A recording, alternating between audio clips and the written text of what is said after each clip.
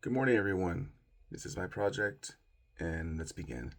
The importance of intersectionality is a frame where all forms of discrimination can be both individual and combined to be a different experience for others, where people have unique forms of discrimination based on the way they are.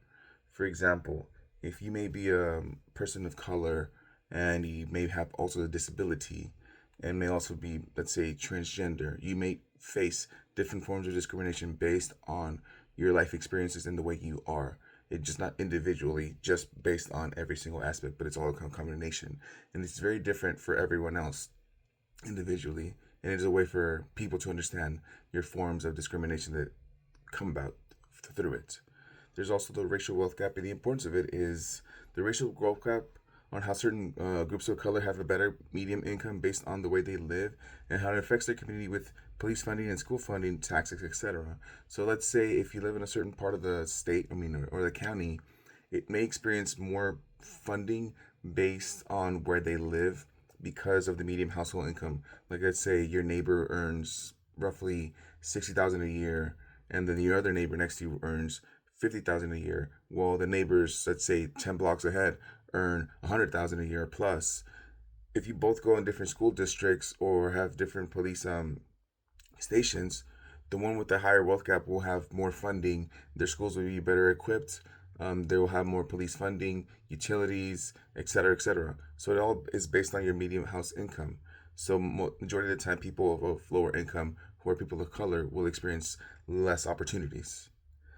Then then there's policing, where due to lower income options and opportunities, certain groups of colors may experience more police presence in their neighborhoods in comparison to others of color and may be subject to harassment from police in their perspective.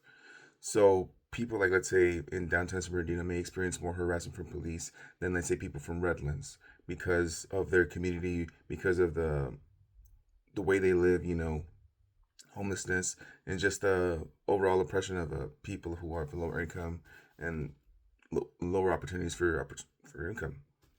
And then these social movements, they were important because they highlighted the importance of it. So pretty much, what was that? Well, there was clarity on what's happening to marginalized groups, and to for them to receive equal rights and liberties and to not be oppressed. So everything was brought to life. Everything was put in perspective, and all these movements brought to attention to the whole country that what was going on to certain marginalized groups, be it farm workers, black people, etc., etc. So all of these groups are very important. So in conclusion, all of these topics are important because it makes us have a clear perspective of what happened in this country and it was still going on. Thank you.